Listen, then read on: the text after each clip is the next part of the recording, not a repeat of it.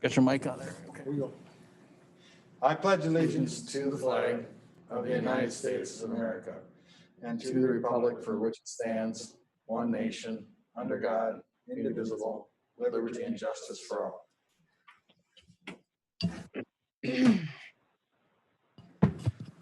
Well, welcome everybody, and City Council meeting, Monday, August 3rd, 2020. With that, if we could have roll call, please. Luther. Traxler. Here. Sutherland. Here. Sweeney. Here. Schwebs. Here. Merrill. Here. Solberg. Here. Schlue. Here. Erdman. Here. Sommerfeld. Here. Okay, thank you. No special recognitions this evening. No special recognitions this evening. With that, if we could have approval of minutes. Anybody want to approve the minutes from the last meeting? Lee Schwebs, you got your hand up. Yes, I'll so move. Okay, Lee Schwebs with the motion to approve the minutes. Is there a second to that motion? Okay, Robin Sweeney with your hand up. Go ahead, please. I'll second the motion. Okay. Motion made and seconded. All in favor, say aye. Aye. Aye. Opposed? Thank you. Aye. Hold on, please.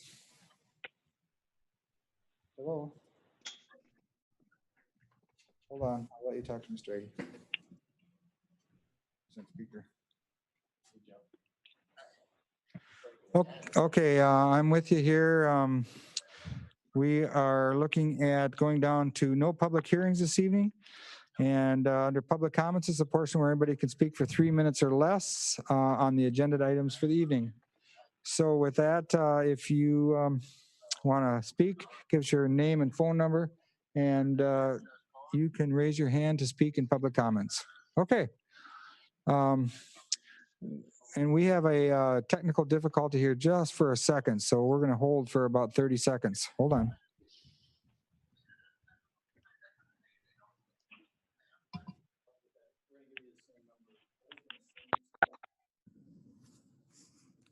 It's by email, the invite, it'll come from Lowell. Sorry about that. We got a technical difficulty going on here. We'll be done in here shortly, and we'll be back with you. Hold on.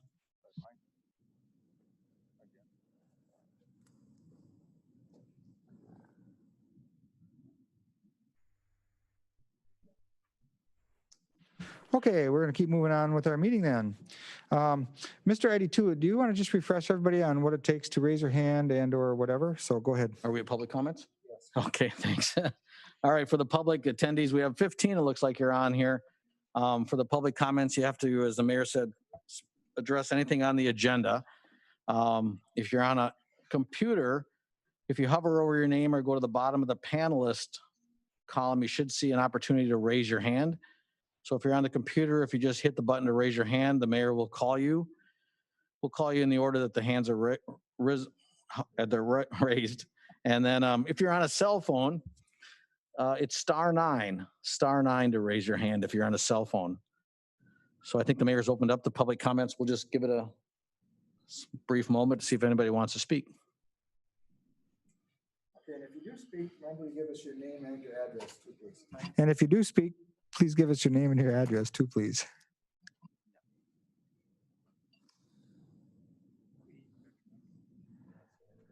Okay, last call for public comments. If anybody would like to speak in public comments, please raise your hand so we can get you in. Okay, seeing none, we're going to move on with the rest of our meeting. I'm going to close public comments. Moving on to unfinished business. Under 5A, preliminary Stout Road design review by the Wisconsin DOT and KAL Engineering. Tonight, too, we have Tyler and Jeff as guests, and they could speak, but we would need a motion to waive the rules for that to happen. So if somebody, Rylan with a motion to waive the rules, go ahead, Rylan. Okay, Rylan with a motion. Mary, go ahead. I second Ryland's motion. Okay, motion to waive the rules made and seconded. All in favor, say aye. Aye. Aye. Ag- Aye. Opposed?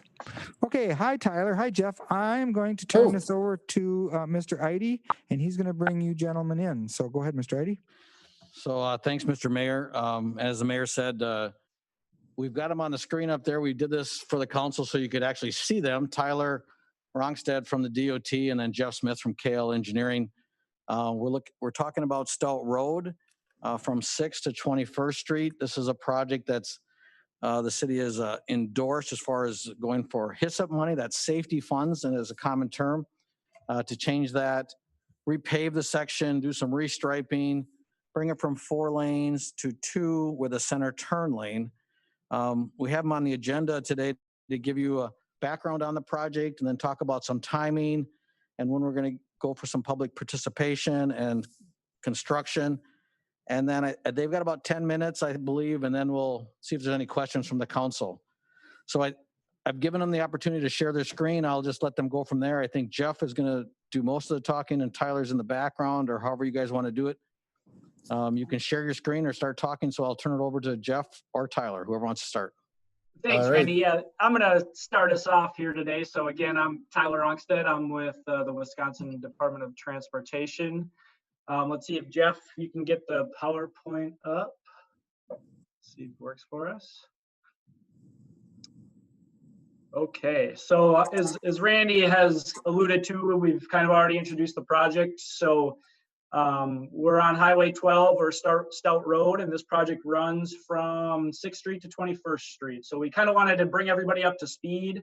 WISDOT has a whole bunch of different arms, and we're the development arm of this. So it's kind of gone through scoping and planning and maintenance and traffic. And now Jeff and I are charged with delivering this project for a 2022 construction year. Next slide, Jeff. Just real quick, with us today, we actually have Jeff Smith. We have myself, Tyler Rongstead with WISDOT. We have Jeff Smith with KL Engineering, and we also have Mike Scarman with KL Engineering. He's with Jeff over in their office in Madison. Next slide, please, Jeff. So just quick overview. Obviously, you guys probably all know the location we're talking, but I just wanted to flash this up for a refresher. So essentially, we're talking from 6th Street all the way to just west of 21st Street. Let me see here. So the new pavement that we're talking about doing here will start at 9th Street. Next slide here, Jeff. So why are we here? Why are we talking about this project? Well, you know, this segment of roadway has really been on WISDOT's and on, I believe, the city of Menomoni's radar for quite some time now. The city of Menomonie did a study with SRF even that predates some of the stuff we've done with WISDOT here. But just to summarize, you know, we're here for safety, really. We're here to address safety. Over the last 5 years, we've had 163 crashes on this section of roadway alone. We've had 14 left turn, 19 angle, 84 rear end, 27 side swipes, and 4 pedestrian bicycle, and 15 other. You know, so that's really the driving factor on why this project is where it is. So what we did here at WISDOT is we went and we because of these safety numbers, we were able to apply for a special federal program, which is called HISAP or Highway Safety Improvement Program. So we applied for this in June of 2019, and we did receive funding. So what that means then is we were able, since this is connecting highway, we then entered into a municipality and maintenance agreement with you guys, the city of Menomonie, and that kind of defines all the final cost shares. So right now, the design cost share is 90% federal, 7.5% state, and 2.5% local, which is city of Menomonie. And then construction is 90% federal and 10% state. So we're able to really dive into a pool of federal money to address the safety concerns that we have on this section. Next slide, Jeff. So proposed improvements, what did we come up with as a plan to try to negate some of the amount of crashes that we've had out there? And, the traffic engineers at WISDOT, and I believe SRF as well from the city of Menomonie study, looked at a bunch of different options, and some of the most cost-effective options are converting the 4-lane to a 3-lane, as we call it a road diet. And that's a 2-way left turn lane, or we often just call them a twiddle. Us engineer nerds use those terms. So the studies that we've seen that have been posted nationwide, that a road diet generally delivers about a 30% reduction in all crash types. So that's what we're shooting for. We're shooting to get a 30% reduction in crash types out there. As well, we plan on trying to install 2 rapid flashing beacons for pedestrian crossings. We were going to close Fifth Avenue connection to Stout Road to limit some of the access onto US Highway 12 and Stout Road. And then as well, with any WISTOP project, we're updating all of the curb ramps within limits to be ADA compliant. So a big part of this project is, the funding allows us, because the driving surface is so terrible out there, to get some additional life out of this pavement. So we're going to mill and resurface the pavement all the way from Fifth Avenue, not Fifth Avenue, to 21st Street, just to the west there where it becomes divided. And then we'll obviously provide new pavement markings in this section. So that's our proposed improvements. Next slide, please, Jeff. So where are we at right now? Just a real quick, public involvement. Obviously, we wanted to come and give you guys an update, which I'm going to pass over to Jeff and Mike at KL to give you some more technical specifics. But we're planning, obviously with COVID, we aren't necessarily able to hold live PIMs. As you guys know, you're not able to hold your live meetings either. So we've been doing web pages, which have actually been really, I think, from my experience, have been kind of doing very well for us. I think it might be reaching more people than our live in-person PIMs. So we're going to try to do a website live. We're going to have a recorded presentation. It'll probably be similar to what you're seeing now. We're going to have our handouts, exhibits, our traffic simulation models, and then a comment form. So somebody can mail it in, or they can email, or they can call. So it gets people, who don't necessarily want to give us a direct face-to-face. They have other options. And we'll do a news release for that. And obviously we'll give you guys the information so you can post that on your website as well. And then we're going to, after that, about 2 weeks after that, I want to do the virtual PIM where Jeff and I will we'll do a meeting like this on Zoom. And Jeff and I and Mike will sit in a live chat room and we'll take questions.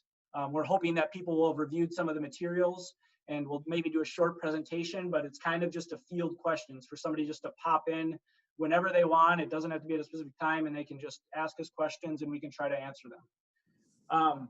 So that's kind of the general where we're at. I guess I want to pass it over now to Jeff, and he's going to go over to some of the more finite details of where we're at with design.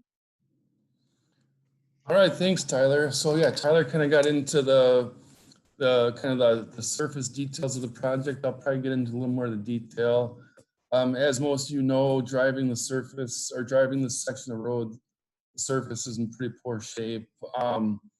So our goal with this project, one of the goals with this project is also to extend the life of the pavement.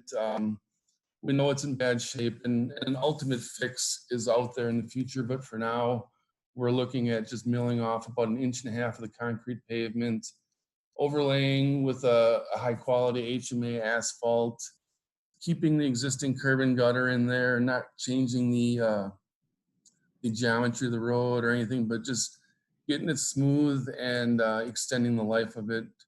You can usually get 8 to 10 years out of a treatment like that typically. Also, as Tyler kind of led in, is the big focus of this project is really to try to tackle some of these safety issues out there. It's really alarming when you look at some of these numbers out there of the number of crashes and the pedestrian crashes out there. Those are always the scary ones in my opinion too. So, what we're seeing out there now is there's a lot of conflict between local traffic that wants to get across the road to visit a friend or a neighbor, and then there's a lot of through traffic. So those two are fighting each other, and the through traffic is increasing. The speeds of the through traffic and some of the traffic is increasing out there. So it's kind of a recipe for some trouble. With the bike and safety pedestrian issues, there's kind of a lot of things out there we're seeing as concerns with this, with the road the way it's laid out right now. Really, for anybody that wants to cross the street, whether it's on bike or on foot, you need to cross all 4 lanes in one movement. There's no place in the middle to really store yourself, to do it half at a time. You need to wait for all 4 lanes to clear, so both directions. So it takes a while for that opportunity to happen, or people tend to put themselves more at risk. Another thing we noticed is there's very few painted crossings out there now. There's actually only two, one at 6th and one at 12th. I think it's a typo in here, 21st it says, but I believe it's at 12th. As I said before, there's no center refuge right now for split crossings. With the 4 lanes that are out there right now, there's a situation, we call it multi-lane threat, where sometimes when somebody's trying to cross the road, a couple of vehicles will stop, to try to let the person cross. But if all 4 vehicles or all 4 lanes don't stop and see the pedestrian, it just creates a very hazardous, unsafe environment for the pedestrians. So that's very typical with this type of a roadway, and that's something that we're looking to prevent. And then, as Tyler mentioned, some of the curb ramps out there don't really meet the current wheelchair and visually impaired standards. So yeah, we talked about the pavement. We're gonna take 1.5 inches off, put 2 inches back. Here's kind of a section showing what we're proposing the roadway to look like. Instead of the 4 lanes that are out there now, it'll be 2 through lanes with the center lane. Each lane will be 12 feet wide. And then with the excess on the outside, that can be used for bike accommodations or shoulders, which we'll discuss in a minute.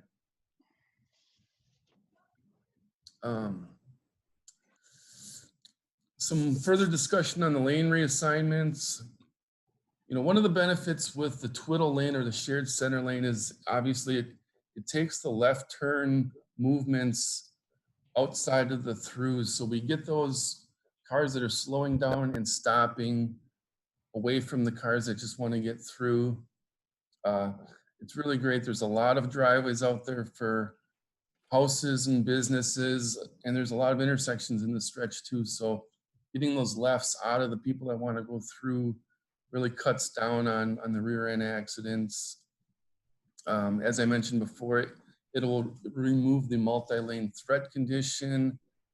And it also, this type of typical section allows some excess width to be used for possible bike accommodations.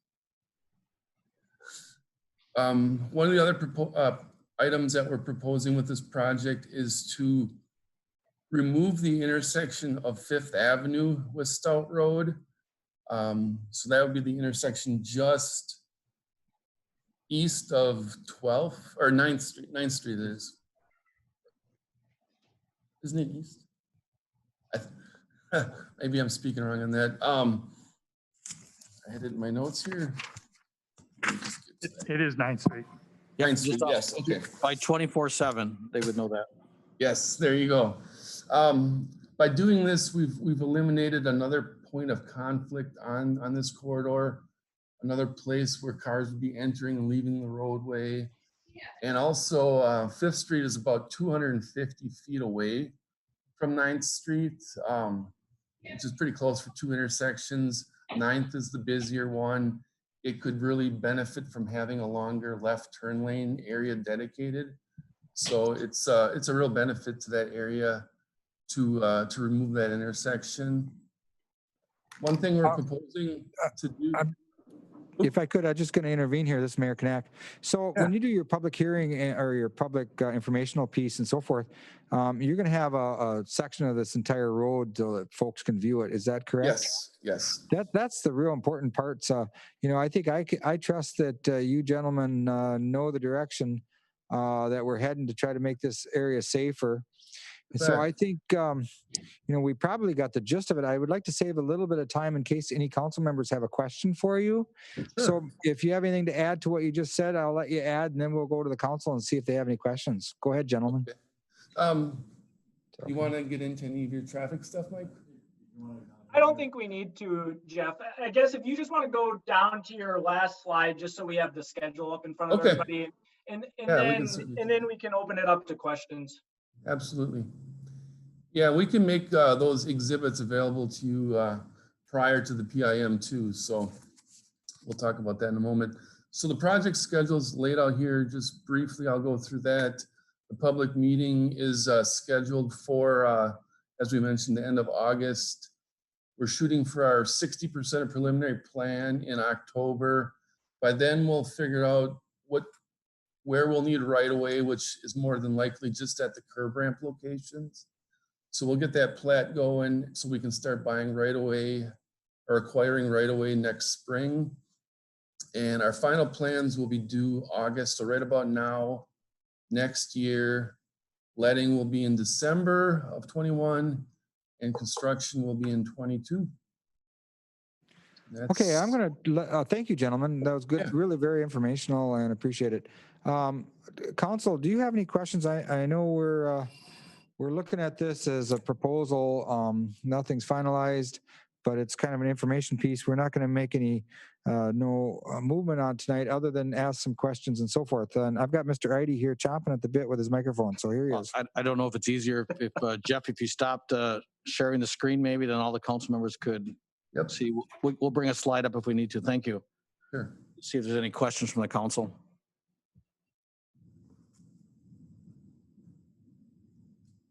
Ryland, go ahead, please.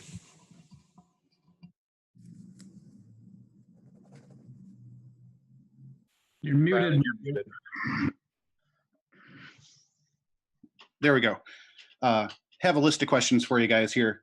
I guess the main concern that I've heard from other people is, can 2 lanes handle the traffic from when there's a shutdown on I-94 that happens, what, 2 times a year or so, and traffic gets routed through town?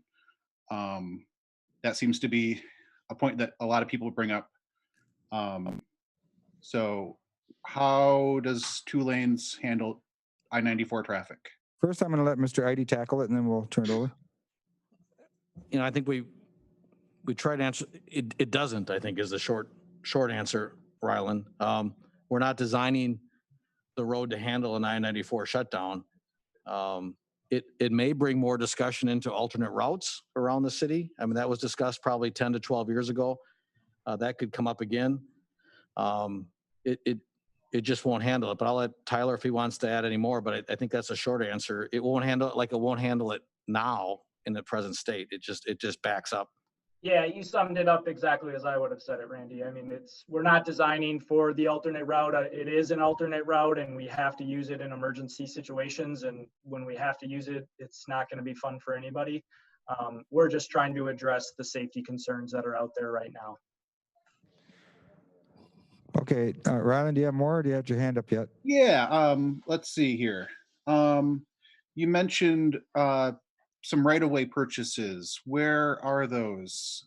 Because I know that the city's already purchased a couple pieces of property with the intention of, when the road is completely redone in 8 to 10 years, of straightening out like the turn between 10th and 11th, and what areas are you looking at purchasing more property? Yeah, the purchasing that we have on this project is really slim. It's like property corners to get a curb ramp in to meet ADA. So I think when we originally scoped this, we planned for 12 TLEs just for curb ramp improvements, but we're talking minimal square footage.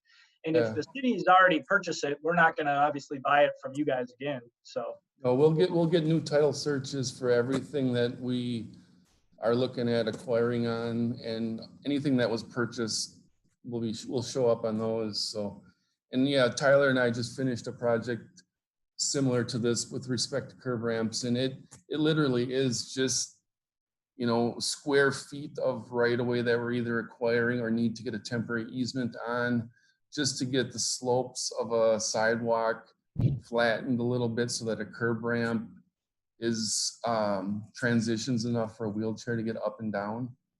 So it's very, minor acquisitions. Thank you. Ryland, your hand's still up. Mary, yours up too. Ryland, go ahead.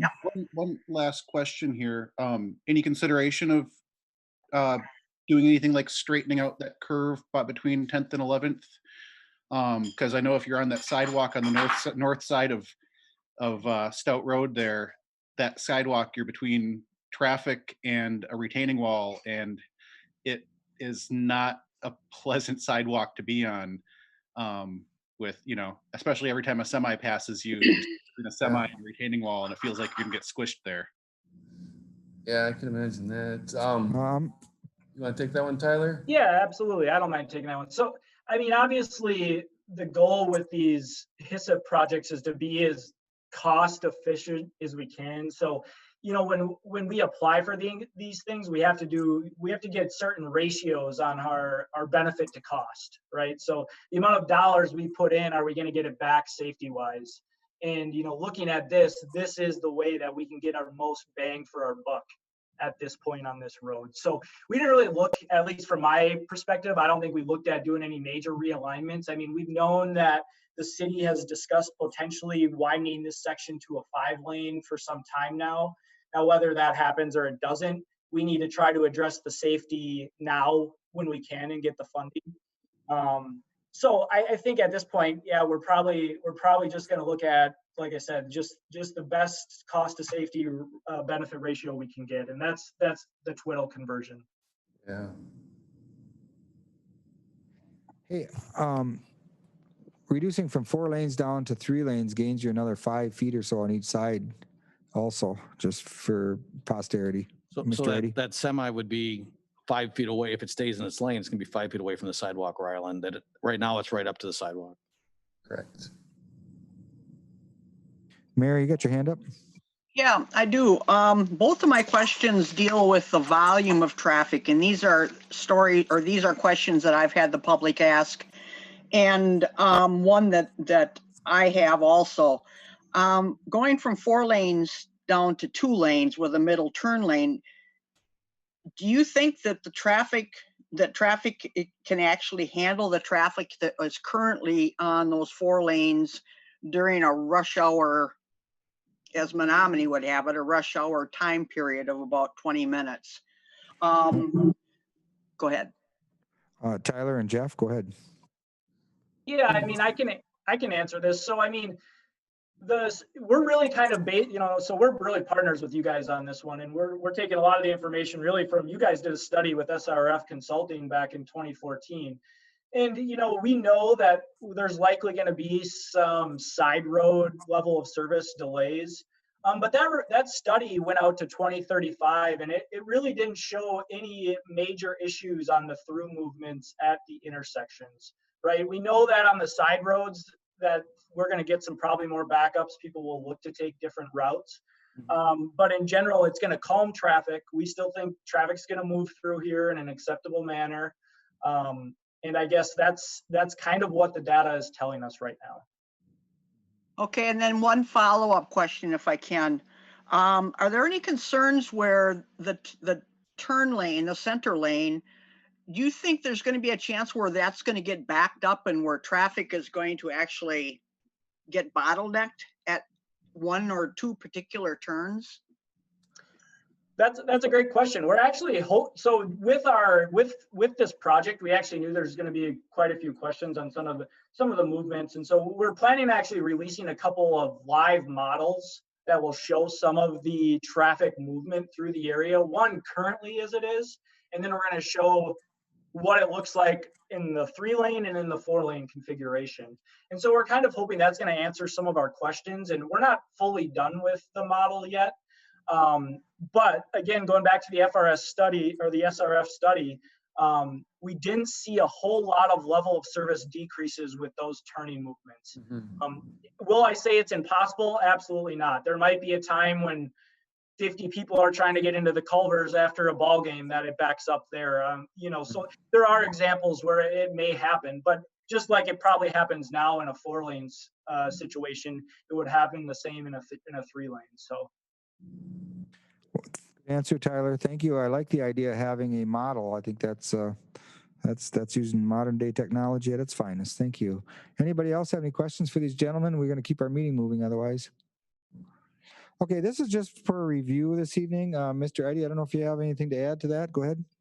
No, I just want to thank DOT and for KL, Jeff Smith for attending this evening. Again, the dates are August 14th. We hope to open up that live portal with the Wisconsin DOT website. And then we're targeting August 28th for a public information meeting. And we just want to get this in front of the council. We know you're getting a lot of questions on the project. We sent a copy of the slides to the council members. We'll have those available if anybody in the public wants them too. But we just want to get the information out there. And then we asked the DOT and KL, we want to make sure we're getting the public feedback in this process. And that's why they're going to do these two venues in the near future. So that's it. So thanks, guys, for your. We're going to turn you off as panelists. One last question for me here. Sure. Where are you looking Go ahead, at Rylan. crosswalks in? Pardon? I missed the question. Where are the two crosswalks you're talking about putting in? Where are those?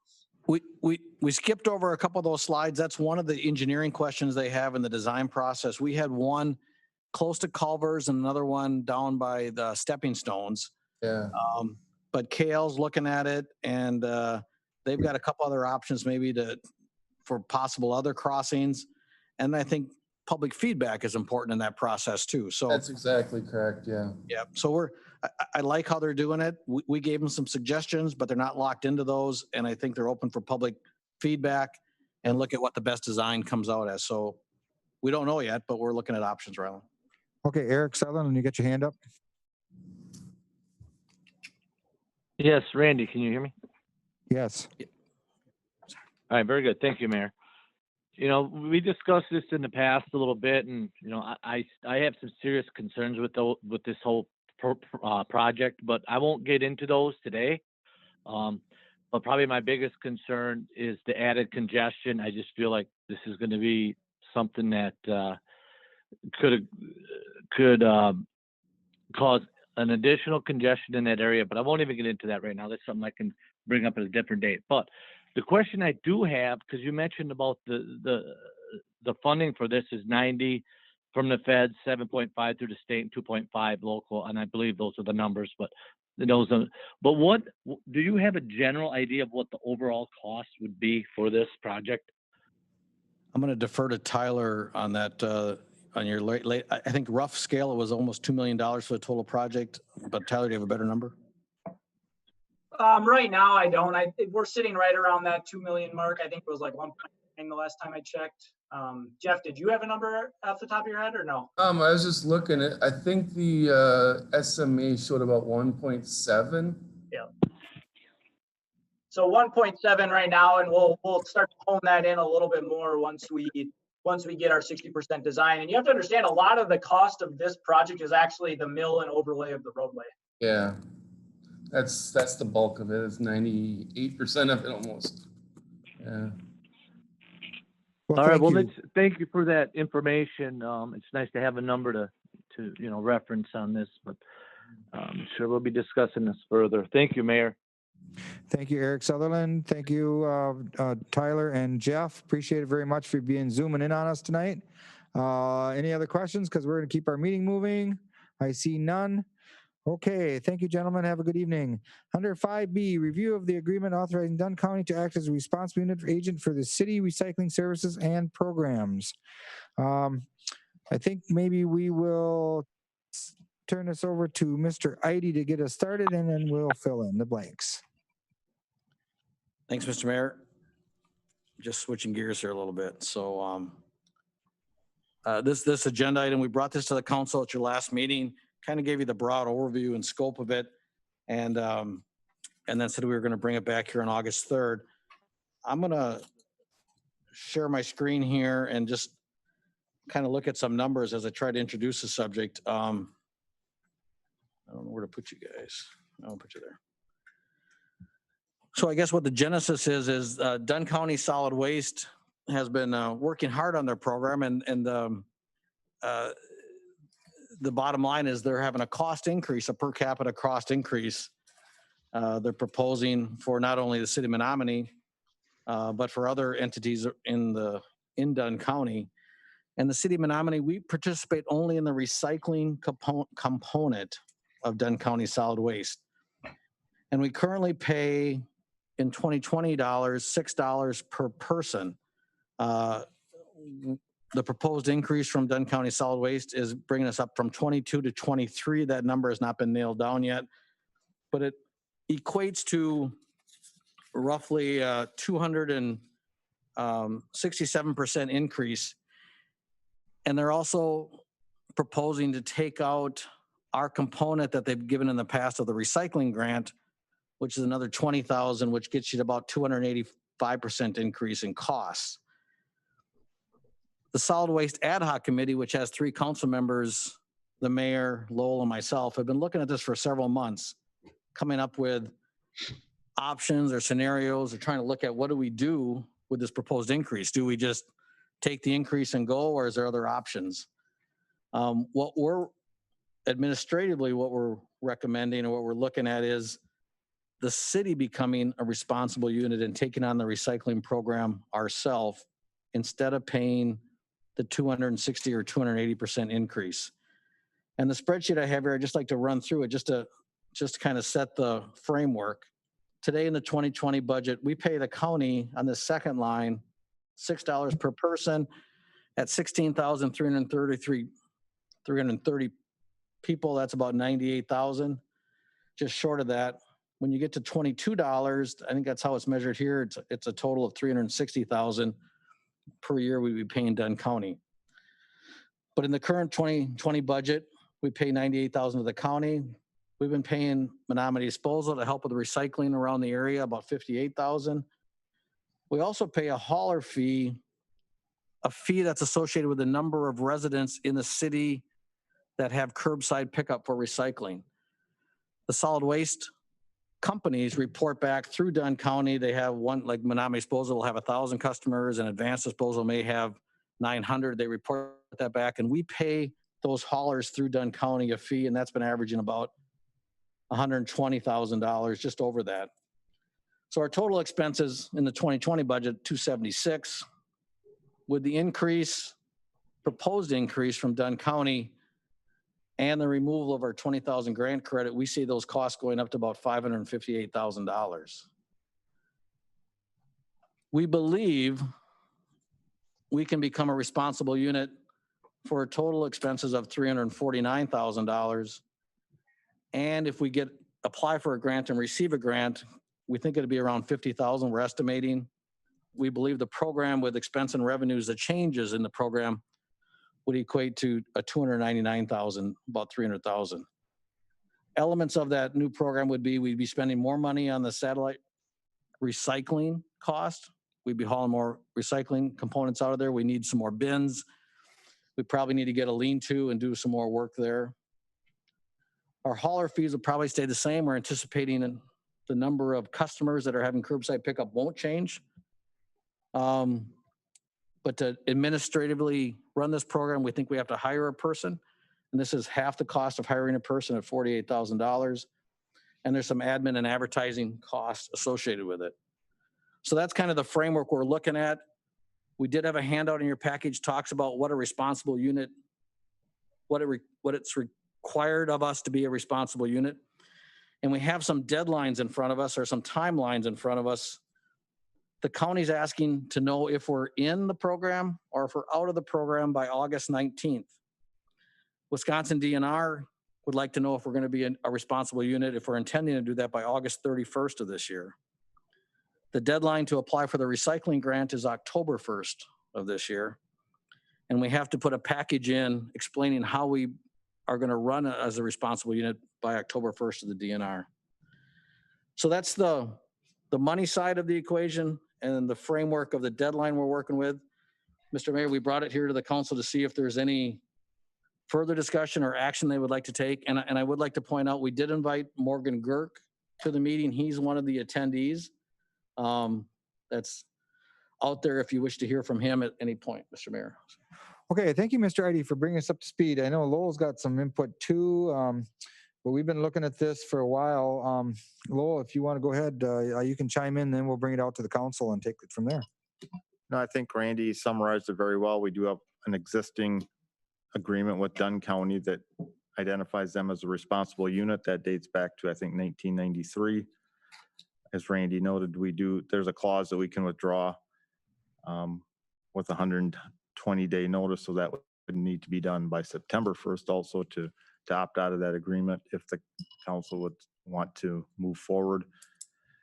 I think Randy's numbers are spot on. Again, we may have to also get into working with the local haulers to whether they're going to go with bins or we're going to go to a single stream service. We've had a couple of those conversations already, but that would be some of the details we would look at moving forward.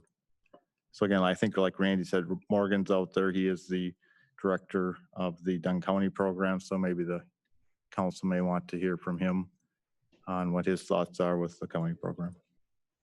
Okay, council, yeah, I don't know if you have any Okay. questions for Mr. Idy or Mr. Prangy or myself. Maybe we could put those out on the line first, and then if we want, we could waive the rules for Morgan. Go ahead, council members. I'm going to open the floor for you just at the moment. Okay, Lee Schwebs, you've got your hand up. You're on mute, Lee. Yeah, I was gonna move my mouse, man. Takes a while. There you go. It was dozing. I think from what I can see of these figures, I'm also on that committee. I think we only got one choice. The thing that bothers me a little bit when you look at the recyclables required to be collected, we're missing some of the things that the county's taking now. Number 5, containers, which all the snack stuff comes in. Jill and I collect a lot of 5s for some reason. I see that as a negative. I don't see where we take batteries. I'm not talking about automotive batteries, but the batteries, the AA's, the C's, the D's, the little disc ones. They take the plastics, and that's not listed on here. So I don't know what we do about that. I don't want to get in a situation where people are just throwing the trash or dumping along the roadside if we don't do this anymore. So I don't know what the cost would be to include a few of these things that the county's taking now, which they're not required to take, if I understand this, but they're taking. And that's one of the main reasons I go out there once in a while, to get rid of these things. The other thing is motor oil. I'm a little unique with my tractors. I generate probably more oil than some people do, but in town. But I think that needs to be addressed. Okay, thank you, Lee. Rylan, you got your hand up.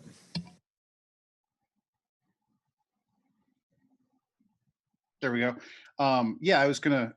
Lee made a lot of the points I was gonna make as well, that what we're looking at here is the bare minimum that we would be required to do. So, when you get new electronics or motor oil or tires or whatnot, I have some concerns about where those items are going to end up going if we're not supporting the county's program. I have a hard time with the fee increase, of course, as well. So I had high hopes that Morgan would have a conversation with city staff about that, which it doesn't sound like, even after I've prodded him a few times, has happened, unless it's happened in the last week or two without me knowing. But I had hoped that there'd be some negotiating here, since the city dump site is taking a lot of labor off the county.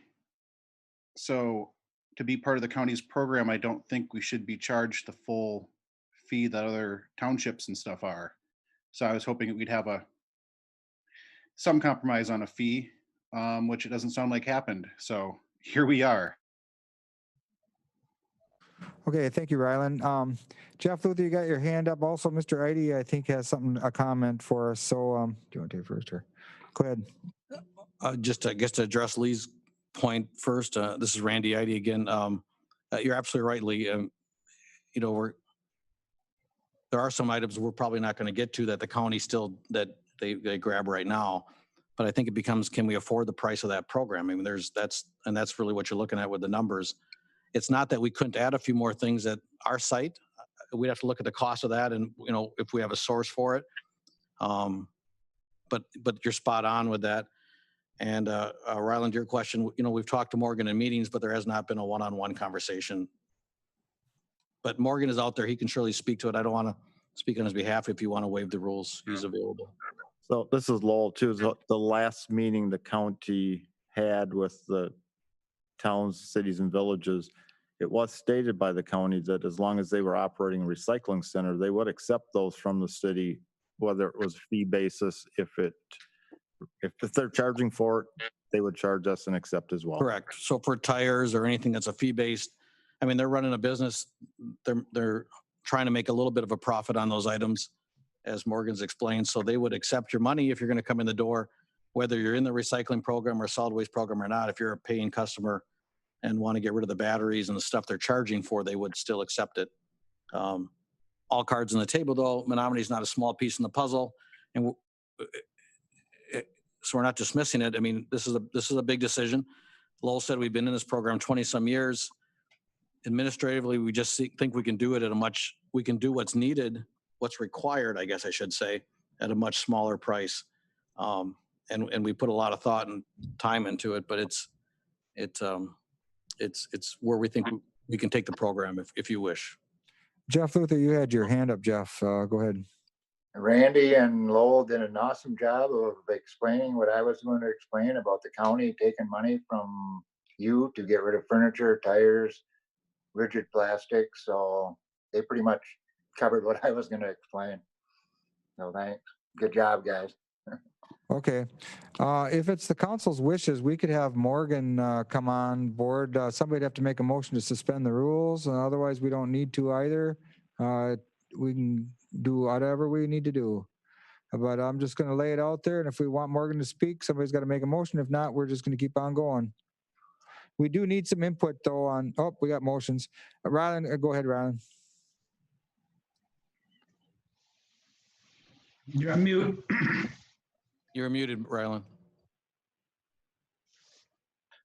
I'll waive the rules to let Morgan speak here.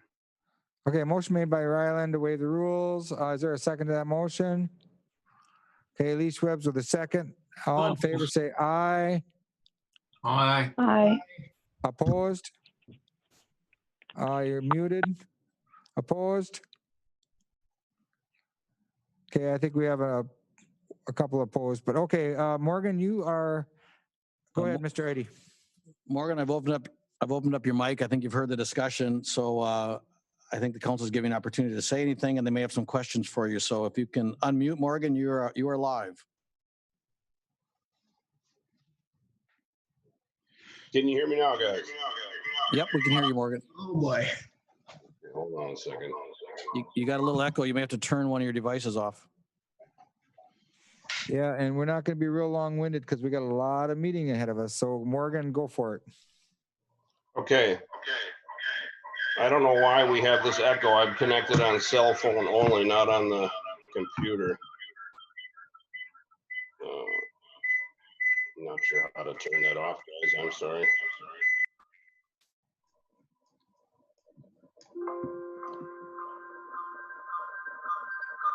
Can you hear me now? Yeah, you got that major extra stuff going on. Bury my phone. Maybe that'll help. A little better. How about now? That's better. Okay, sorry about that. Well, first I'd like to say, thank you very much for the years of partnership that Dunn County has had with the city of Menomonie. It's been great. I think it's been great for all the participating members. But the program has been in place for almost 30 years, and it is no longer sustainable under the old model. So yes, we are seeing major increases in pricing. The county transfer station is 30 years old. It is, and I'm not going to understate it, it's falling apart, guys. We need to think about investing in a new structure if we're going to be able to continue to be there for you, no matter what you decide. And let me reel back a little bit. Whatever you do decide as the city, I'm here to support you. If you've put your numbers together, I think your numbers look good. If you can do this on your own and do it effectively and responsibly, I support you 100%, and I'll help you however I can. But that said, please don't assume that the county solid waste division will be there at the transfer station to accept electronics, batteries, tires, sharps, all of these other things that cannot be sent to the landfill. Because if too many municipalities pull out of this agreement, and we have had at least one municipality officially send a letter, that was Town of Red Cedar. We do have a deadline of August 19, but if too many pull out, there's a very good chance the county will not be able to sustain at all in these programs. We would get out of the business of solid waste and recycling. And then it would be 100% the sole responsibility of all the municipalities that are currently in the program to run their own programs and run their own RU. And there is, I think Randy mentioned a deadline of August 31st for the DNR earlier. That's actually changed. It is the same deadline as the county has, August 19. And that was done because there is an October 1 deadline for all of the application materials, ordinance review, et cetera, the DNR will have to do in order to be able to approve those applications and award RU status by January 1. So, I completely understand why you're looking at this. It is a big increase for the county. We've looked at this 7 different ways. We cannot figure out a way to do it that's necessarily cheaper. We've got depreciation to account for that's never been assessed into the per capita before. We had to do a budget adjustment to keep operations going this year of $330,000. That was approved by the County Board of Supervisors. We need to pay that back next year. And so we've got some extra things worked into the budget that's cranking up that cost. So I don't think I need to defend the county's program. You all know what we do and the fact that we do it well, but there is a cost to that. Running manned collection sites is a huge cost. It's very, very expensive. The labor costs, the maintenance costs, the hauling costs. And those sites are almost as old as the transfer station. So the infrastructure at those sites as well is in poor condition and in need of pretty routine maintenance. So those are the reasons for the cost increases.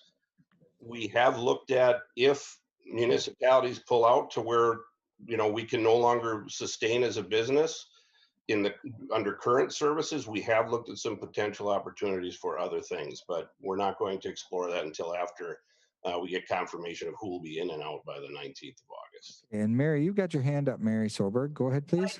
I do. Hi, Morgan. Until this year, I was on the county board for many years.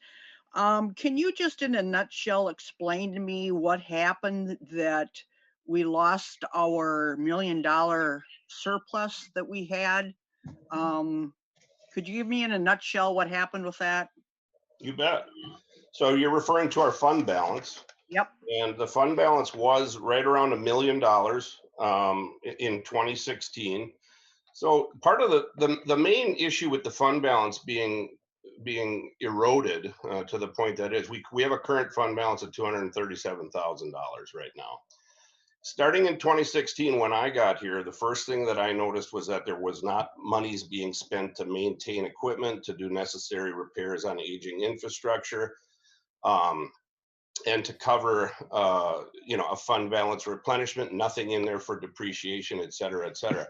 We had a lot of major purchases to make between 2016, 2017, and 2018. And I know Ryland's on my board and he voted in the affirmative for all of these purchases as well. So he knows what they're about. But basically, I'll run through them in a nutshell. In 2016, we had a $90,000 cost for a loader after trade-in. Our loader was end of its useful life, so we replaced it. Then in 2017, we had an opportunity to purchase the 20-acre parcel across from the transfer station for a future transfer station development. That was $176,733. We purchased a Dodge ProMaster van for $30,000 also in 2017, and that was to get out to the sites and bring back all of the things that aren't hauled commercially. So we only haul mandated recycling from the sites commercially. That means that all the batteries, the light bulbs, The tires, the electronics, all of those things have to come back to the transfer station under our own hauling program. We used to use a Ford F-150 that had a blown head gasket. Was the condition that I inherited it in. And we had to make several visits to each site every week to get those materials. So we bought a van. We did security updates to the tune of 16,000. That was to put security cameras in at the transfer station to stop illegal dumping and to catch drive-offs. We also invested in money safes for the collection sites, because when I first got here, attendants were instructed to take home thousands of dollars in cash and leave it at their house until they come back the next business day. And that was not good business acumen. So also in 2017, we did the county-wide investment in recycling bins to make sure that, because recycling is mandated in the state of Wisconsin, it's a law, and there weren't any recycling bins in any of the county buildings or shooting ranges or, the sheriff's department or any of that. So that was 35,965. We had emergency tipping floor repairs in 2017 to the tune of about $40,000. Our tipping floor had eroded to the point where we literally eroded through the concrete. The transportation tipping floor is 6 inches of unreinforced concrete on top of gravel. And we're running 100,000-pound trucks through there. So it just wasn't adequate. And we had literally scraped through it. So it had to be replaced. We had some significant baler repairs, about 15,000 in 2017, and some additional maintenance there.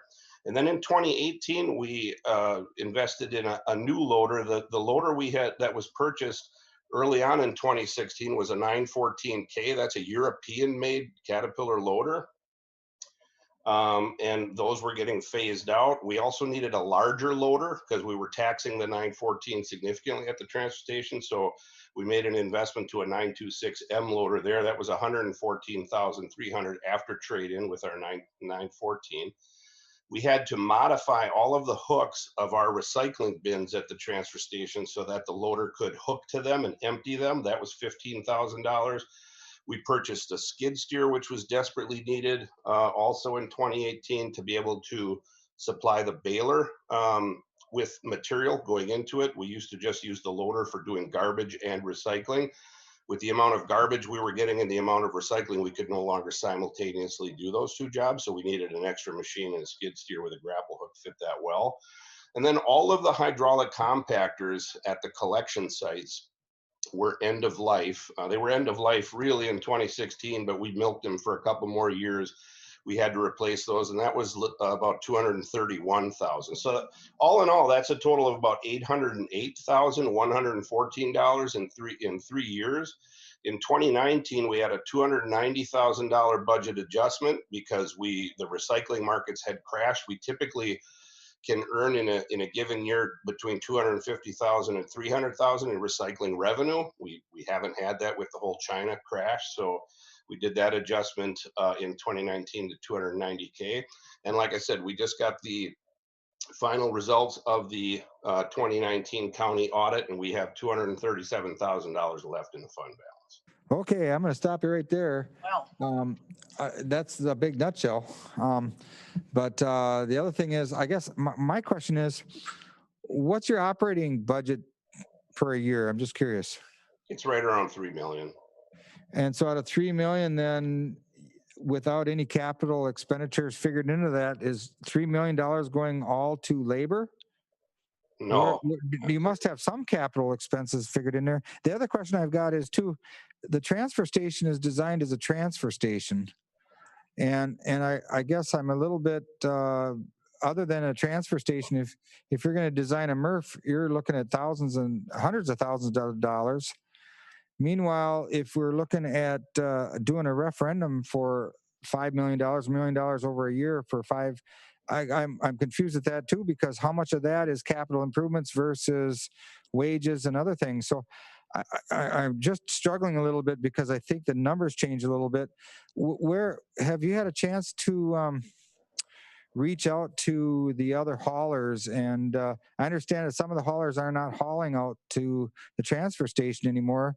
Have you had a chance to reach out to them and mend some fences? You just threw a lot at me, so let me see if I can remember all of them. First of all, the Dunn County Transfer Station is a hybrid facility. It is a material recovery facility. We have a baler there, and we process source separated material on one half of the tipping floor. On the other, we accept solid waste. That's a big, big challenge. So the second question was about I believe about the referendum. $1 million each year for 5 years. That is, Randy, that is all for capital expenditures. None of that can be used for staffing, nor will it be used for staffing. That is essentially a down payment on a new transfer station that would breathe new life into this program. And it did pass the County Board of Supervisors last meeting 27-2. So that will be on the ballot in the fall, and residents will have an opportunity to chime in whether or not they feel that is an acceptable solution to continuing the program. The last one about the haulers. So yes, I have reached out to all of our haulers. Part of the issue right now is diesel fuel is as cheap as it's been since the early 1980s. It is cheaper for some haulers to go directly to 7 Mile Creek landfill rather than put them through the transfer station at our tipping fee. It's a matter of economics. So Okay. I have offered some tonnage discounts to some of the haulers who do hit our normal tonnage discount, and it's still effectively cheaper to go direct to landfill. So that's their Okay. prerogative. You're right. With that being said, then I heard a couple of townships are looking at pulling out. Red Cedar Township, I think, voted to pull out. Some other townships pull out of the county program. If the city pulls out, and you have less townships and less, to transfer, I guess at that point, are you still thinking that you would still go ahead with that $5 million referendum without any business platform? No, that request would be rescinded. I'm not sure how that's done. Legal, Corp Counsel would get involved in that, but you're absolutely right. If most of these municipalities pull out, or a certain number of municipalities that make it prohibitive for us to continue business, we will get out of business. We will no longer provide any services in Dunn County, and that obviously there would be no need for levy at that point.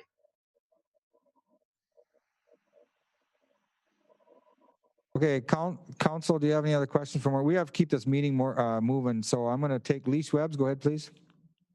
What happens if, say, things kind of keep going as they are, but you have to build a new transfer station? What's that going to do to rates? Well, that's a very good question. So the referendum is essentially a down payment on that infrastructure, and we've estimated probably the total cost for a single stream transfer station where we would still accept recycling, but we wouldn't process any of it, and we would still do garbage. We're probably talking in the $10 to $12 million range for a new facility. We might be able to partner with surrounding other surrounding counties maybe for some cost sharing on that. Providing a single stream transfer facility in Dunn County would be beneficial to many haulers, because right now all single stream has to be shipped directly to the closest, one of the closest MRFs is in the Twin Cities, and it's costly to ship, and the cost of processing single stream it costs more than what recycling is worth right now. So, those are things we have to look at long term. So if I've got this right, though, and if the county was to build a 10, 12, 15, however many $1 million new facility, is there any guarantee to the city or other townships that the rate increase will not continue to go up? Because you're going to have an increase all across the board as far as I can see it. Yes, of course, rates will have to be adjusted to support that infrastructure. The same kind of guarantee, I would like to reach out and say, well, can I get a guarantee from municipalities that they won't jump ship in 2021, so that we know whatever we're investing in makes sense for the county? And of course, most municipalities, I think all municipalities have said, they're not going to make that type of commitment. Well, and that's part of the situation that we're looking at is do we jump ship? Do we want to jump ship? We don't really care to, but when you look at a 267% increase, or with the grant monies, a $20,000, a $287,000 percent increase, And there's no guarantees that that couldn't be a 300, 350, 400% increase.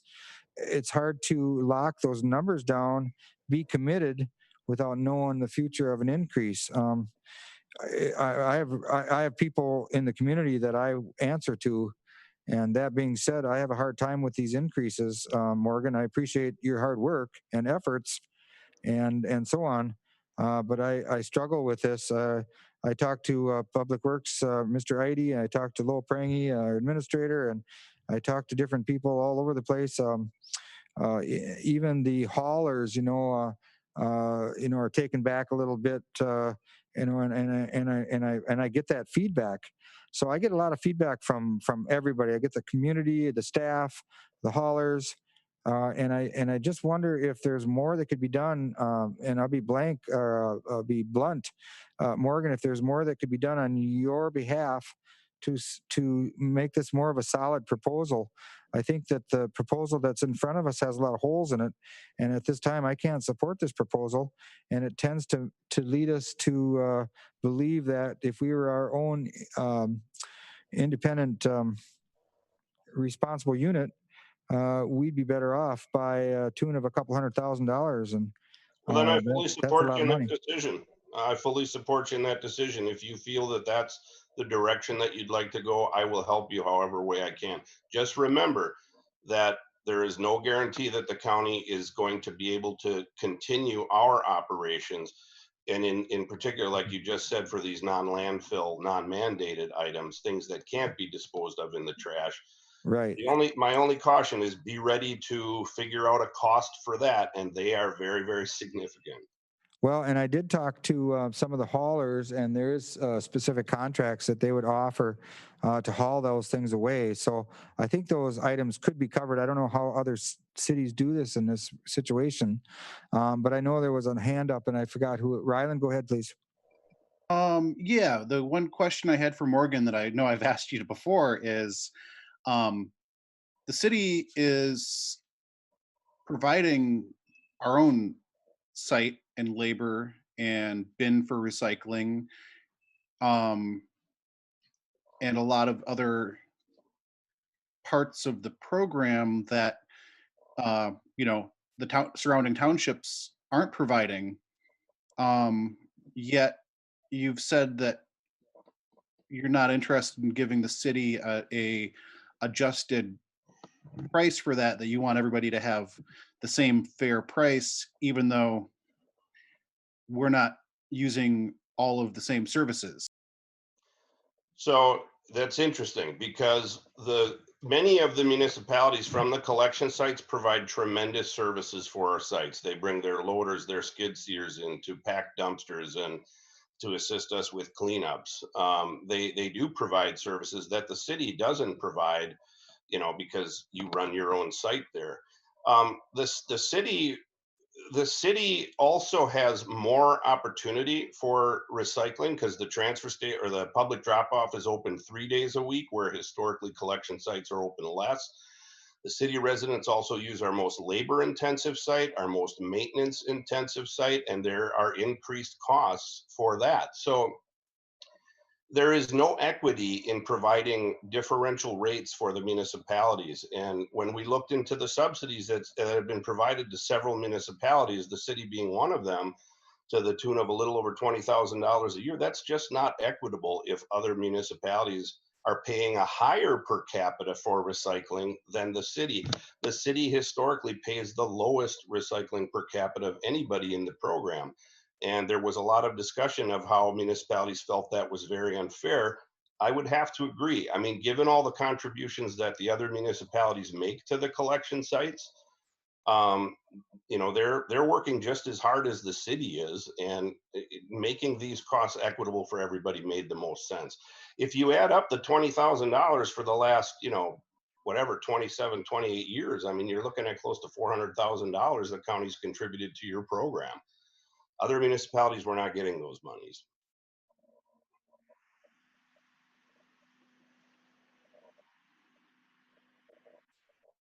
Set the cost. Okay. Morgan, but that money is directly coming from the state of Wisconsin as a grant right down for 1 to 4 family housing. That's the intent of that program, because we have to go through and pick it up curbside and drop it off separated at your gate. That was the start of this program. So for you to say that that was a subsidy from the county, I don't think it's fair. That was the intent of that. Well, And again, the city is also picking up right now. We're operating this collection site. We're taking how much of the 6 required items off your hands and processing it for you at a cost with our own labor, et cetera, et cetera. So I don't know that I agree with your analogy, and I think Randy wants to say something. Yeah, so essentially, Morgan, I think what Ryland's trying to get to, we run our own satellite site, taking recycling, and we pick it up, we pay for it to be picked up at curbside and brought to your transfer station. So we do think that's different than other communities. So, but in your estimation, you're saying that's us not contributing.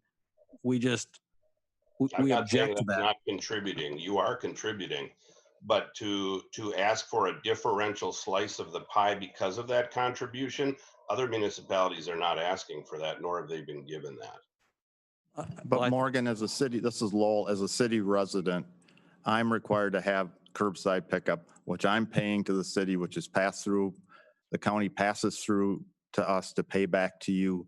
So we are paying more than a rural resident at this point in time, because we're required to have the curbside collection, and everybody in 1 through 4 is paying for that.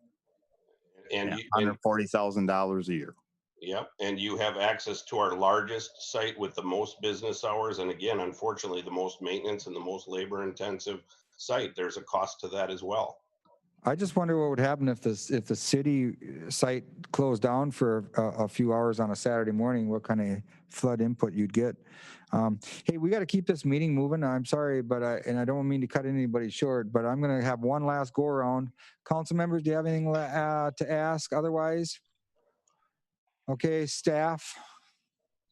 I think what we're looking for is if the council wishes some direction on being a responsible unit. I mean, if there's a motion made for the city to become our own responsible unit, then we have some action we have to take, and some, as Morgan said, we need to let the DNR know. We need to let the county know.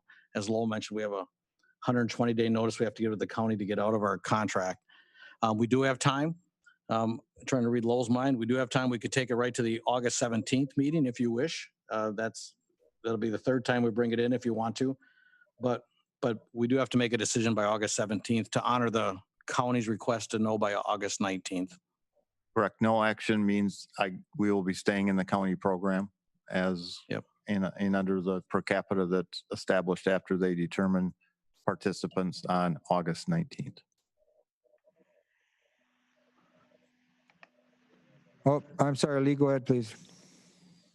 I guess what's troubling me is if we leave, Red Cedar leaves, and something else leaves, that the county shuts down, what happens to our cost if we have to handle the trash, which now is going to the county? Well, have we taken that? Where's the figures on that and everything we're looking at here?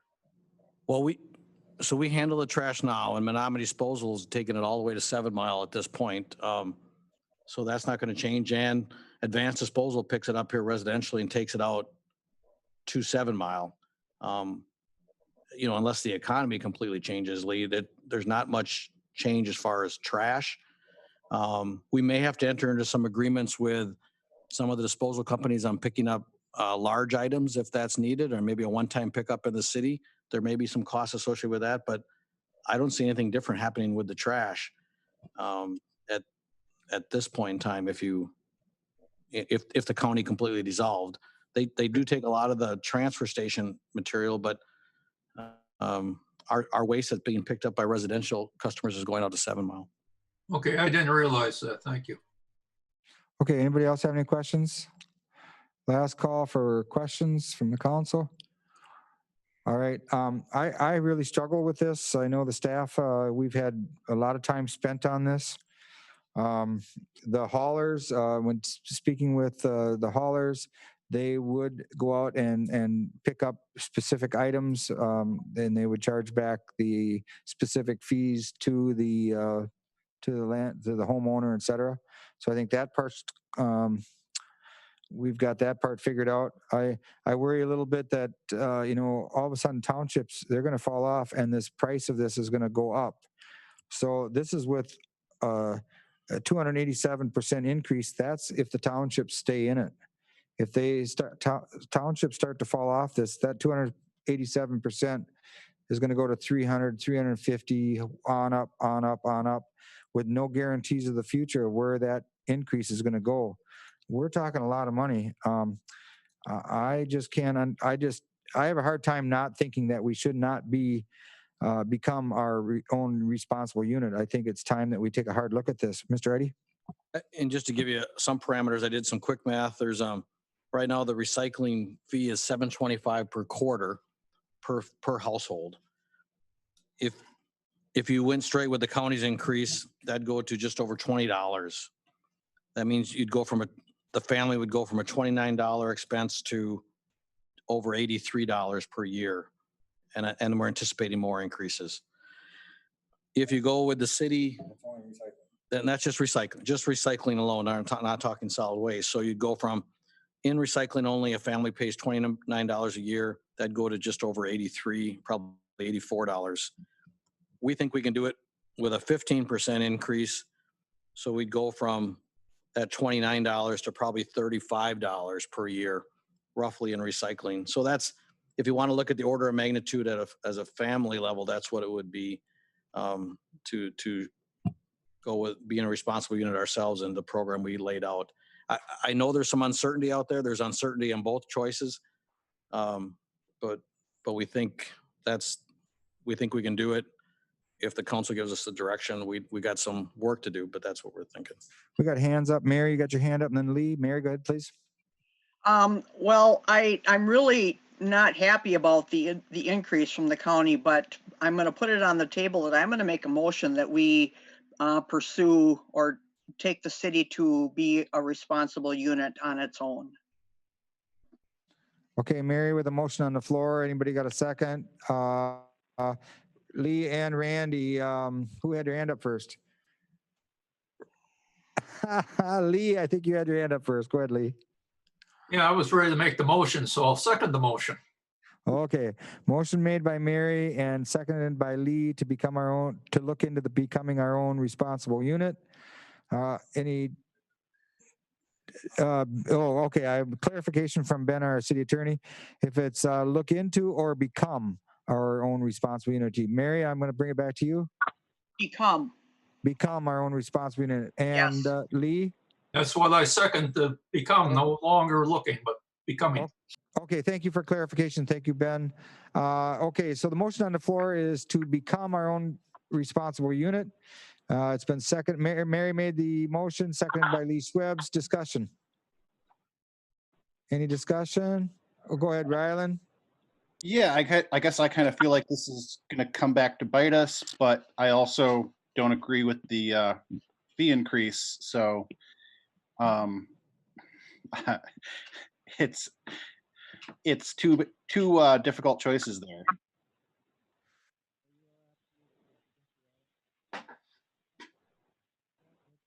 Oh, Chad, go ahead, please.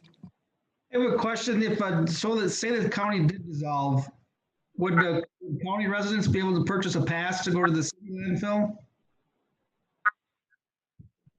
I mean, if they don't have a place to put their trash. Our intent would be that would be just for city residents. We don't have the capacity to get any larger at this time, Chad. Thank you.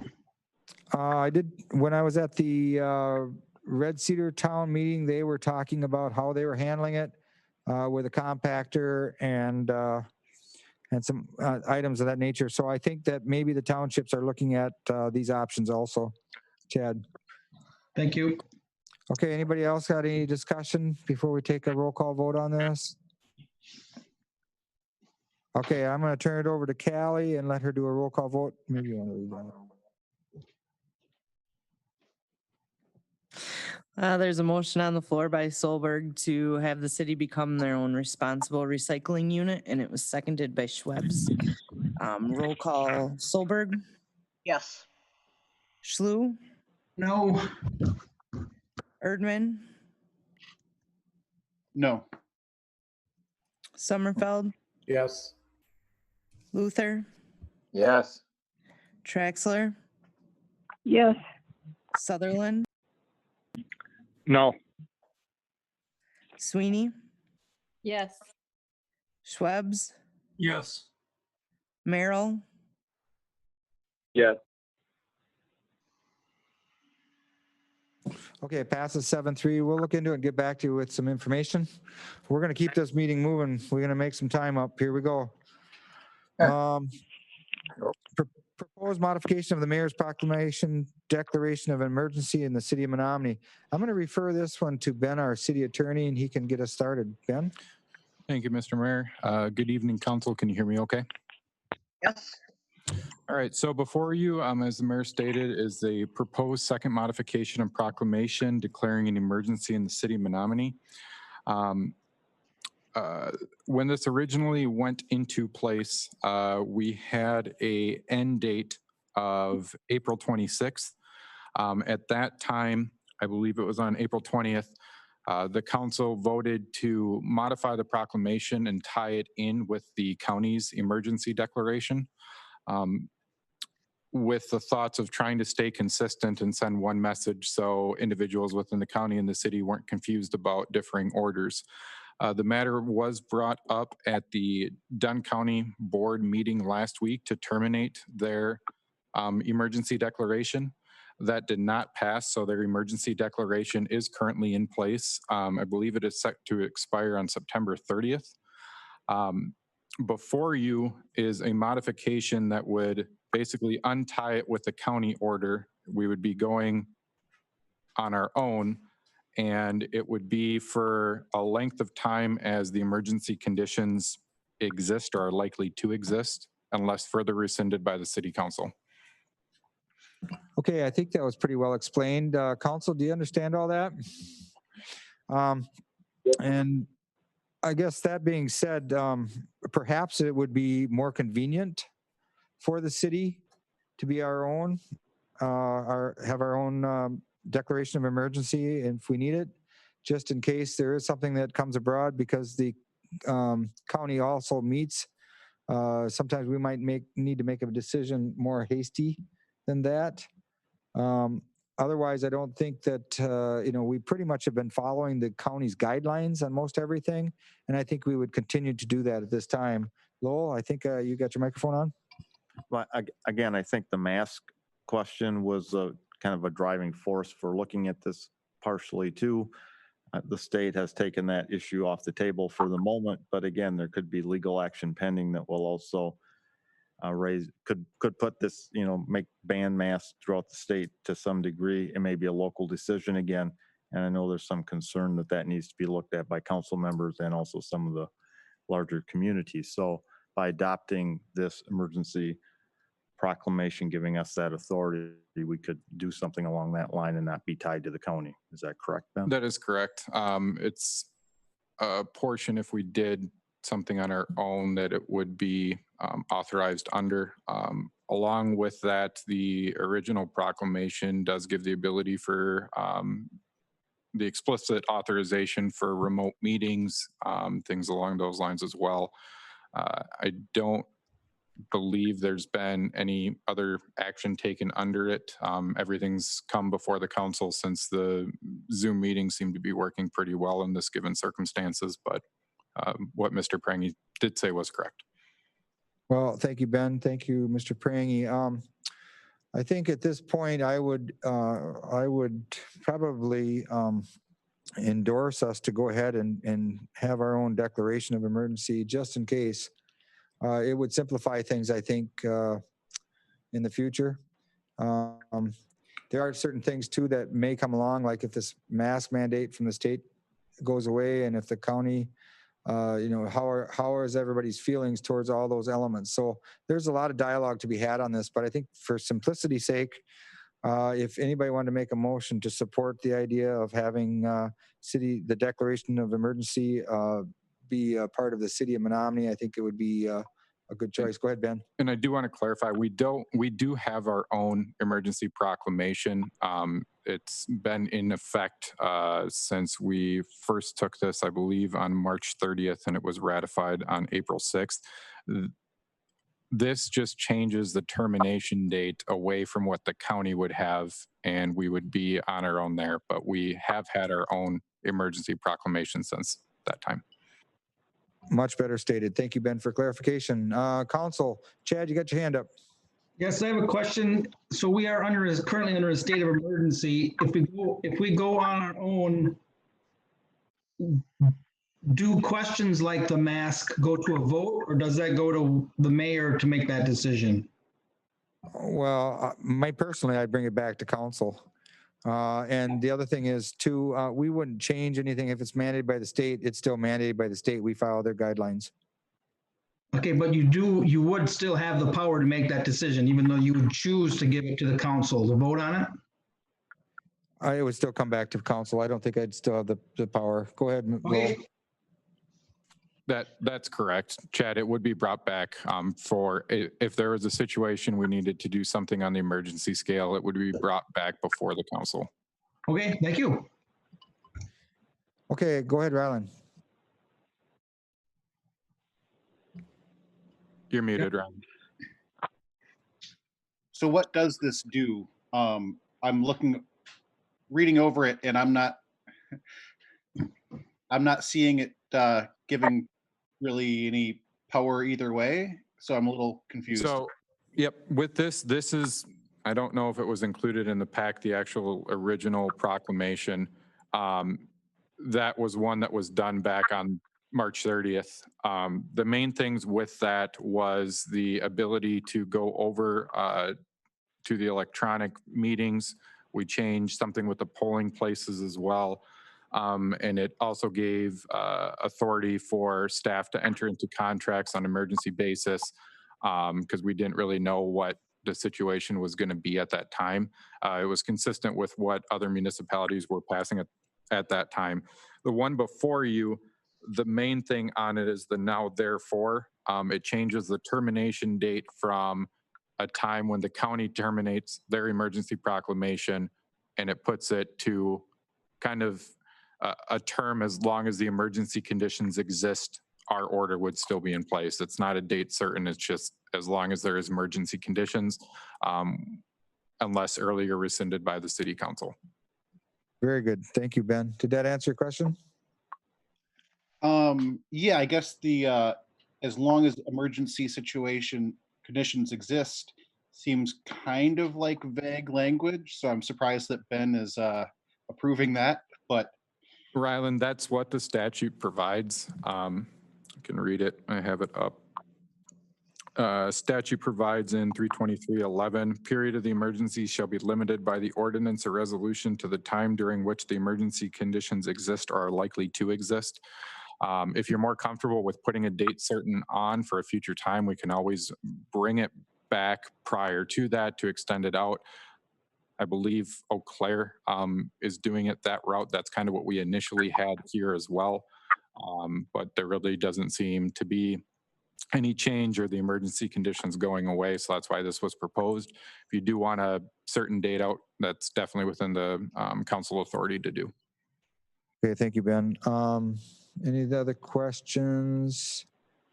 I think it's the way to go just because it reassures us that, we can stand alone if the county, pulls back or something along those lines. It doesn't really change a whole lot other than gives the city the ability to stand alone. Okay, anybody, if you're in favor of this, we need to keep this meeting going. So I'd appreciate it if we could just go. This is Lowell too. I mean, we don't have to take action on this evening. The county's order is still out there, which we're following. If you want to think about it for 2 weeks, you could do that and we could re-agenda it for action on the 17th. If the council is not comfortable or just wants to see where the world is in a little bit, we could do that as well. That's correct. And the county, and you can correct me if I'm wrong, Lowell, does not meet in August. I believe they have a meeting early September. Based on the county board meeting, it sounds like if they were planning on extending their emergency proclamation, it would have to go forward to a committee first and then be brought back. So it sounds like if they do act, I mean, it may need to be an emergency hearing or early in September if the committee meets. Right, that could be problematic for the city. Go ahead, Rylan, did you have your hand up? Go ahead, Rylan. Yeah, I'll make a motion to approve the revised emergency order as presented. Okay, thank you. Is there a second to that motion? I'll second that. Chad Slew with a second. Any discussion? Okay, sounds good. All in favor signify by saying aye. Aye. Aye. Opposed? Okay, thank you. It passes. Okay, here we go.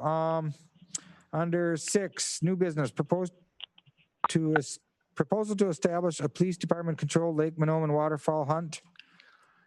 Similar to what we've done in the past. Go ahead, Lee. Motion to approve. Okay, a motion's been made to approve. Is there a second? Chad Slew with a sec. Go ahead, Chad. Second. Okay, with a second. All in favor signify by saying aye. Aye. Aye. Aye. Opposed? Thank you. 6B, review of the 2025 capital improvements program. Or 2021 through 2025. Mr. Ides online here. Council, this capital improvement program was brought to the Plan Commission, endorsed by the Plan Commission in their at their July meeting. It's here, I think, for your information at this time. If we can bring it back again, we wanted to get it to you and give you plenty of time to read it. Because of the hour, we could bring it back again, or I can walk through it briefly if you wish. Mr. Mayor, you want me to try that? Well, what do you think, Council? Did you guys get a chance to review it? And do you have any specific questions on any portion of it, I guess, is what I would recommend. Again, this is Lowell. We use this for both programming for the next year, borrowing projects, et cetera. It's also required when we go to bond council or go to market. They like to see that we're thinking ahead, looking at our projects and have a plan of what we're going to be spending dollars on and prioritizing them. So that's what this document does. Like Randy said, we can answer questions. Something is missed or needs to be added, or do you want to remove that would be up to the council. Some of the bigger items in the street area, we've got some signal improvements. We're looking at a lot of mill and overlay on this first page. So we did some of that in the tech park. It was pretty successful. We got 5th Street, Wilson Street, Bongi Drive, and then the Stout Road project. This is this one we talked about here with the DOT. Again, like Lo said, we can answer. It's a lot of stuff in the packet. We can probably answer any questions if you wish, or you could endorse the CIP if you wish, if that's your desire. Well, all of these things come back to for money spending. This is our concept, you might say. I guess it would be good if the council does have any projects they don't see in there, or they have a question on any of the equipment that's listed in there, to give us a call or send us an email. We can try to address it. The Plan Commission did have some questions on some road projects. We addressed those. That may be a way to go, Mr. Mayor, and then maybe bring it back after a couple weeks. I'm looking at Lowell. Is that okay, Lowell? Yeah, either way, if the council wants to take a couple weeks to look at it, it's a rather large document. They most certainly can. Nothing urgent about this. Okay, and Jan Traxler, you've got your hand up. Go ahead, Jan. Yes, I was going to suggest that I would like to move that we approve the 21-25 capital improvement program. Okay, well, motion's been made. Is there a second to that motion? Robin, go ahead, please. I second Jan's motion. Okay, additional discussion. Okay, go ahead. And I think if there's any questions, even if this motion passes, the staff is ready to answer the questions, or even we could add a project in or take something out that you think is not correct. But we need a guideline to go by for future planning. Yeah. So this is not set in stone. This is kind of a review and a moving forward of this document. Chad, you got your hand up, and then Mary. Go ahead, Chad. Yeah, I just think there's a lot of very large ticket items on here. And it just, I don't know, what has the economy gone down like 30% in the last few months? I just feel like maybe we should give ourselves more opportunity to maybe cut back a little bit. My opinion. Okay, thank you, Chad. Go ahead, Mary. I was going to bring this up during communications, but I can just bring it up briefly right now. Is I wanted to hopefully get back on track with our housing committees that we had started before all this COVID stuff happened. And, you know, and I don't know what that would at all mean for the city budget, but you know, I just wanted to be on everybody's radar that, you know, something like that could be further discussed and, you know, decisions made. If I may, it's Randy Idy again, if I could just interject with Chad. So this is sort of a list of projects to look at for possible borrowing. There's a whole separate document when we look at capital improvements and what you're going to borrow for. This would be the larger list we pull projects out of to bring back to the council to get approval to borrow. So some of these things need to be in a program before they get approved, like the state projects for the DOT. If the council's not showing an intent to improve some roads, it takes us out of the game to probably get some grant money down for future. So borrowing for projects will be a separate line item that you'll look at a separate meeting. So just wanted to try to address Chad's concern that we were going to spend all this money. We were just creating this as this is where we would go if money was not a question. And this is Charlie, if I could just add to what Randy was saying, Chad, that this is a kind of a wish list, and it's a nice tool that Randy and the department heads use when they put their budgets together. It reminds them there's been projects on this list since the 1980s. They're just not, they're good projects to do. There's a need there, but they're not affordable. So they just keep sliding back. So it's kind of a reminder of what projects we need out there. It's a list that's never going to be fully funded or affordable. Thank you. Okay, thank you. So we have a motion on the floor and a second. Hold on.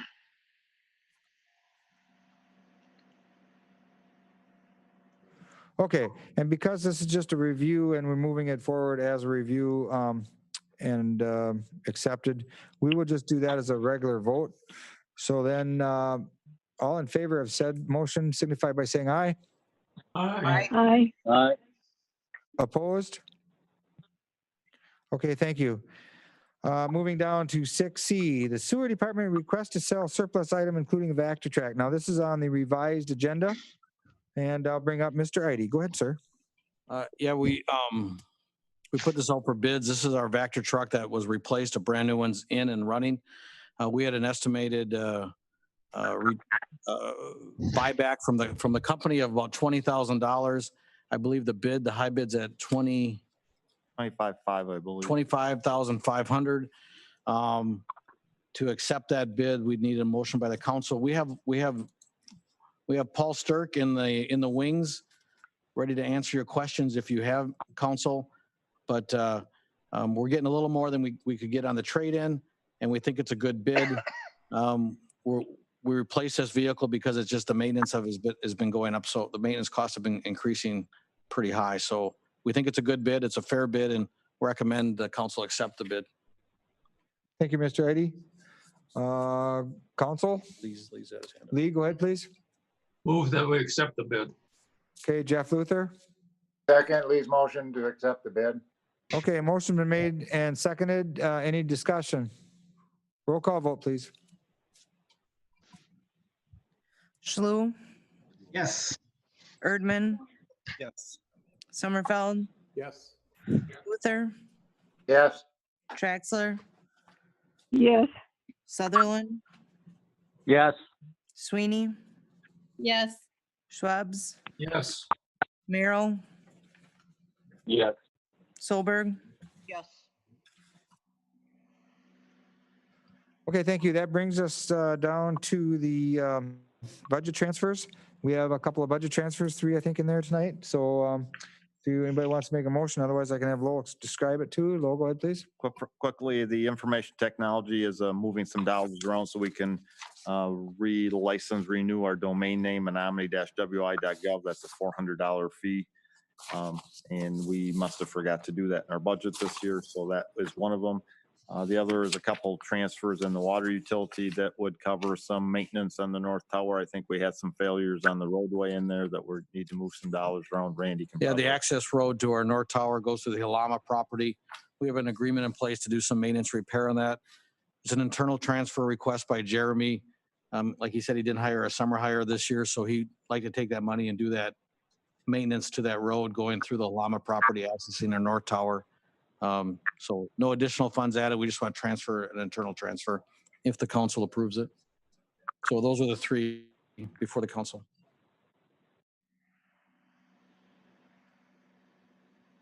Okay, thank you. What's that? Okay, Mary, go ahead, please. I'd make a motion to approve the budget transfers as presented. Okay, thank you, Mary. Is there a second to that motion?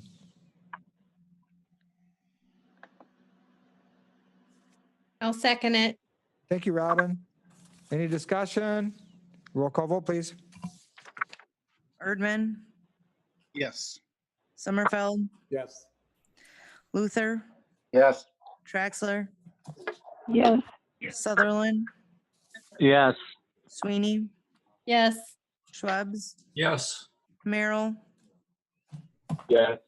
Solberg, Yes. Schlou. Yes. Okay, great. Thank you. Brings us down to the mayor's report. A few things real quick. They're doing well at the dredging project, doing very well. I think they're 65% completed, something along those lines. I have really been watching dirt on roads and so forth. So far, so good. Good job, guys. Pretty amazing. I see the stop signs in on 9th Street. I had to stop a couple times for it. I think I'll use a different route from now on. No, it seems to be working just fine. And also I have a congratulations. Denny Klaas is our new chief of police. We have, Wait, yeah, what? we have a new chief. Way to go, Danny Claus. Yeah, Denny Klaas is our new fire chief, and I know he's listening, so I thought I'd give him kudos. All right. Congratulations. Yeah, Denny, do you have anything you want to say about that? Being our new, you're both the fire and the police chief now. You realize that? Has somebody told Eric? That's quite a promotion. Chief, your mic's on if you want to say something. Oh, I just greatly appreciate the opportunity. I truly do. I'm looking forward. Great bunch of people I'm working with. That's awesome. Plus, you don't talk as much as the old chief, so that's got to be a big plus too. So, well, congratulations, Denny, and keep our city safe. We appreciate all the work that you and the department does up there for us. So, appreciate it very much. Congratulations, our new fire Thank chief. you very much, Denny Mayor. Klaas. Okay, and then see what else do I have?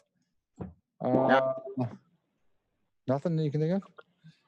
Okay, I'm going to open it up for council. Go ahead, Chad. I just wanted to say that Mr. Klaas was the incident command who pulled my dad out of the grain bin. So good choice. All right. Good. Good job. Yeah, we got a great crew up there. Anybody else? Just a couple other real quick little things. Let's see. Painting down at the pool inside the locker rooms. It looks amazing. All the faucets and everything are all done.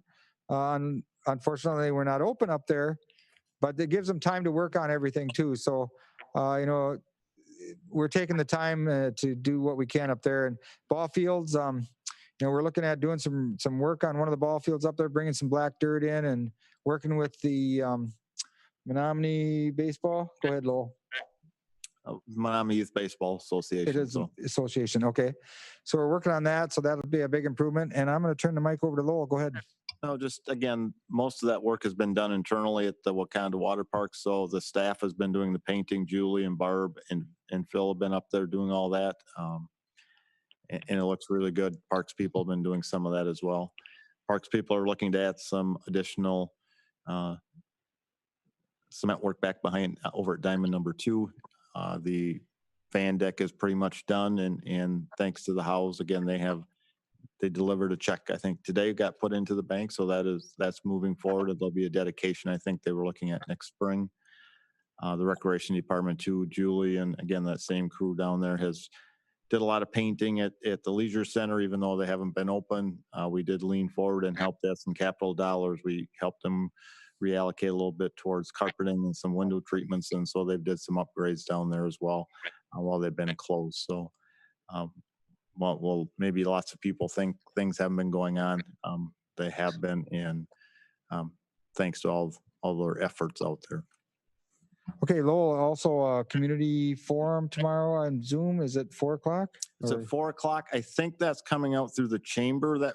So if you want to listen to the mayor and the chancellor and the police chief and the school district superintendent, I believe that is out there, and I believe will be coming out as a Zoom meeting through the Chamber of Commerce.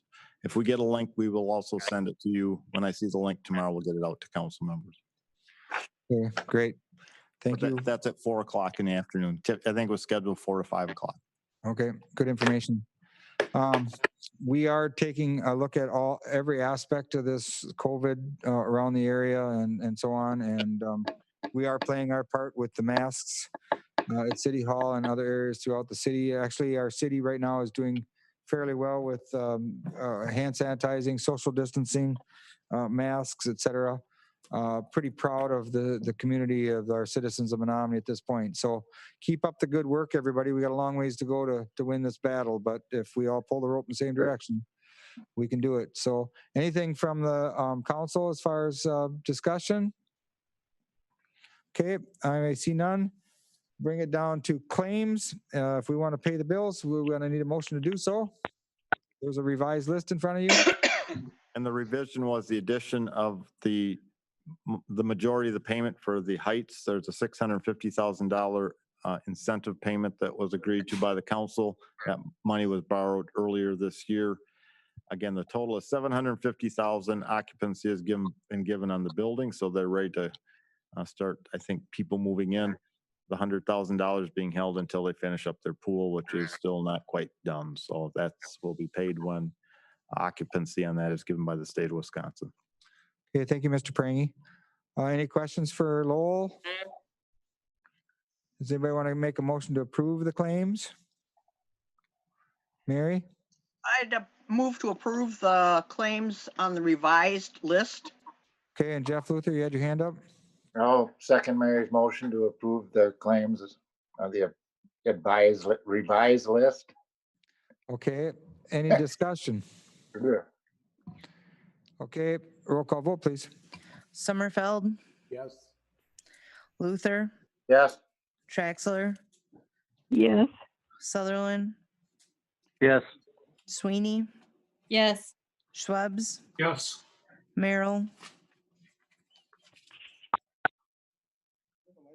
I'm assuming this is for the revised claims. This is for the revised claims list? Sorry, I got booted from the call. Yes, yes, it is. But yeah. Okay. Stolberg, Yes. no license list. Schlu, Yes. Erdman, No licenses. Yes. Okay, there's no licenses this evening, so no list of licenses, no closed session. Last thing we got to do is somebody make a motion to adjourn. Nate? Anybody want to make a motion to adjourn? Yep. Okay, Nate with the motion. Jeff Luther, you got a hand up? I'll second Nate's motion. Okay, motion made and seconded. All in favor of adjourning, signify by saying aye. Aye. Aye. Opposed? Everybody have a good evening. Stay safe. And if you have any questions, give Lowell a call. I'll be there.